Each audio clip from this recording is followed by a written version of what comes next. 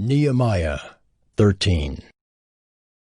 On that day they read from the book of Moses in the hearing of the people. And in it was found written that no Ammonite or Moabite should ever enter the assembly of God, for they did not meet the people of Israel with bread and water, but hired Balaam against them to curse them. Yet our God turned the curse into a blessing. As soon as the people heard the law, they separated from Israel all those of foreign descent. Now before this, Eliashib the priest, who was appointed over the chambers of the house of our God, and who was related to Tobiah, prepared for Tobiah a large chamber where they had previously put the grain offering, the frankincense, the vessels, and the tithes of grain, wine, and oil, which were given by commandment to the Levites, singers, and gatekeepers, and the contributions for the priests. While this was taking place, I was not in Jerusalem, for in the 32nd year of Artaxerxes, king of Babylon, I went to the king. And after some time I asked leave of the king, and came to Jerusalem. And I then discovered the evil that Eliashib had done for Tobiah, preparing for him a chamber in the courts of the house of God. And I was very angry, and I threw all the household furniture of Tobiah out of the chamber. Then I gave orders, and they cleansed the chambers, and I brought back there the vessels of the house of God, with the grain offering and the frankincense. I also found out that the portions of the Levites had not been given to them, so that the Levites and the singers who did the work had fled each to his field. So I confronted the officials and said, "Why is the house of God forsaken?" And I gathered them together and set them in their stations. Then all Judah brought the tithe of the grain, wine, and oil into the storehouses. And I appointed as treasurers over the storehouses Shelemiah the priest, Zadok the scribe, and Pedaiah of the Levites, and as their assistant Hanan the son of Zakkur, son of Mattaniah, for they were considered reliable, and their duty was to distribute to their brothers. Remember me, O my God, concerning this, and do not wipe out my good deeds that I have done for the house of my God and for his service. In those days I saw in Judah people treading wine presses on the Sabbath, and bringing in heaps of grain and loading them on donkeys, and also wine, grapes, figs, and all kinds of loads, which they brought into Jerusalem on the Sabbath day. And I warned them on the day when they sold food.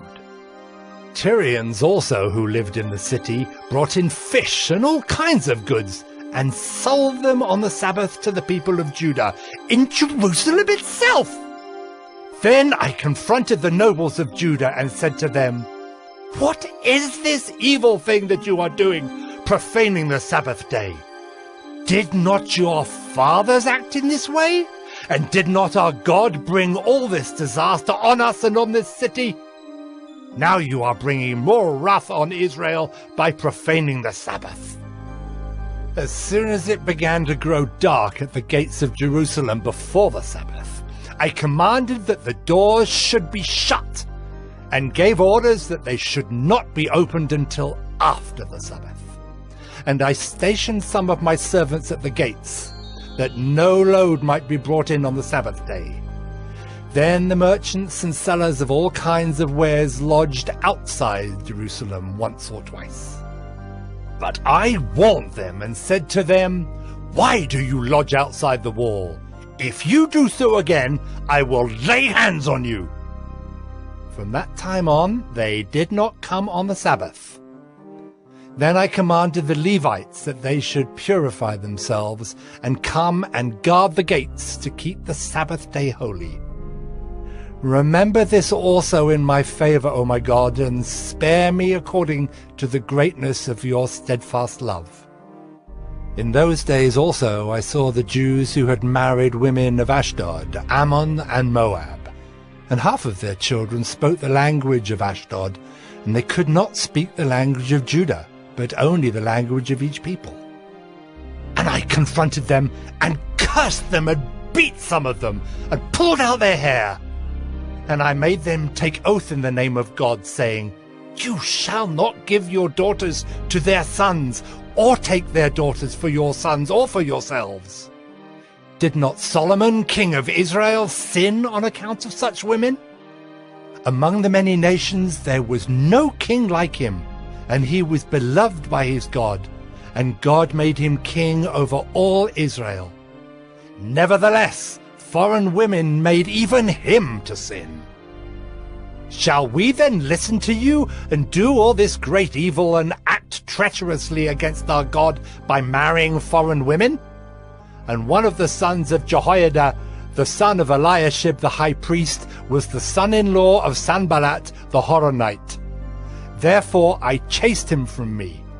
Remember them, O my God, because they have desecrated the priesthood and the covenant of the priesthood and the Levites. Thus I cleansed them from everything foreign, and I established the duties of the priests and Levites, each in his work, and I provided for the wood offering at appointed times and for the first fruits. Remember me, O my God, for good.